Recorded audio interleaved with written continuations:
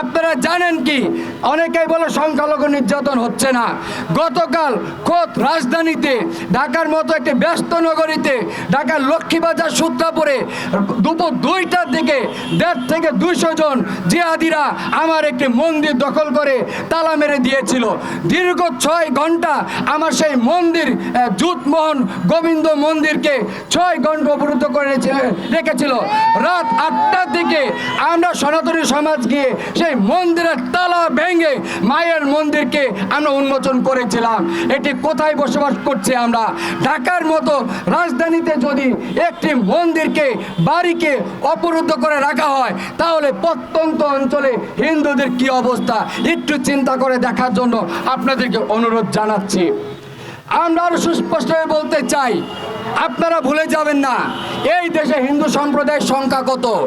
এই দেশে কিন্তু 2 কোটি হিন্দু সম্প্রদায় বসবাস করছে, যা কিনা অনেক দেশের জনসংখ্যার তুলনায় কিন্তু কোনো অংশ কম নয়। আপনারা যদি আমাদেরকে নিরাপত্তার ব্যবস্থা দিতে না পারেন, আপনারা আমাদেরকে বলেন, আমরা প্রয়োজনে জাতিসংঘের কাছে হিন্দু সম্প্রদায়ের জন্য আলাদা জায়গার জন্য আবেদন করব। কারণ যে রাষ্ট্র 2 কোটি হিন্দু সম্প্রদায়ের নিরাপত্তার ব্যবস্থা করতে পারে না, আমি মনে করি সেই দেশের রাষ্ট্রের কখনো কোনো অধিকার নাই আমাকে পরিচালনা করার জন্য। আমরা এই দেশের ভূমিপুত্র, আমরা কখনোই স্বাধীন রাষ্ট্র চাই না, কিন্তু যদি নিরাপত্তা দিতে না পারেন আমরা হিন্দু সম্প্রদায় আলাদা রাষ্ট্র ব্যবস্থার জন্য জাতিসংঘের কাছে আবেদন করতে বাধ্য হব। আজকের এই বিক্ষোভ সমাবেশ থেকে সুস্পষ্টভাবে বলতে চাই, আমরা স্লোগানের মধ্য দিয়ে আজকে আমাদের ট্রাকে করে সনাতনী বাইরে এসেছে, আমরা তাদেরকে স্লোগানে আজকের এই বিক্ষোভ সমাবেশে আমন্ত্রণ জানাচ্ছি। আপনারা সবাই করতালির মধ্য দিয়ে তাদেরকে অভিনন্দন বার্তা জানিয়ে আজকের এই বিক্ষোভ সমাবেশে আমন্ত্রণ জানান।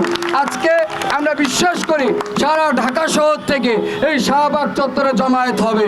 আমরা আজকে অন্তর্বর্তীকালীন সরকারের কাছে আবারও বার্তা দেব, আমরা কিন্তু ঘরে ঘুমিয়ে থাকার সম্প্রদায় নয়। আমরা এই দেশে বিশৃঙ্খলা করি না মানে এই নয়, আমাদেরকে যদি আপনি অত্যাচার করেন তারপর আমরা ঘরে বসে থাকবো, এইটাও কিন্তু আপনারা ভাববেন না। কারণ বারবার বলতেছি, 2 কোটি হিন্দু সম্প্রদায় যদি রাস্তায় নামে, 2 কোটি হিন্দু সম্প্রদায় যদি দেয়ালে পিঠ থেকে যায়, বাংলাদেশে আবারও গণ অভ্যুত্থান হওয়ার মতো অবস্থা কিন্তু রাখবে। আমরা বারবার বলে যাই, কারণ ইতিহাস কথা বলে গণ অভ্যুত্থান একবার হয় না, গণ অভ্যুত্থান কিন্তু বারবার হতে পারে। আপনি যখনই অন্যায়ের সীমা পার হয়ে যাবেন, আপনি যখনই একটি সম্প্রদায়কে দেয়ালে পিঠ থেকে দিবেন, তখনই কিন্তু গণ অভ্যুত্থানের অবস্থা সৃষ্টি হতে পারে।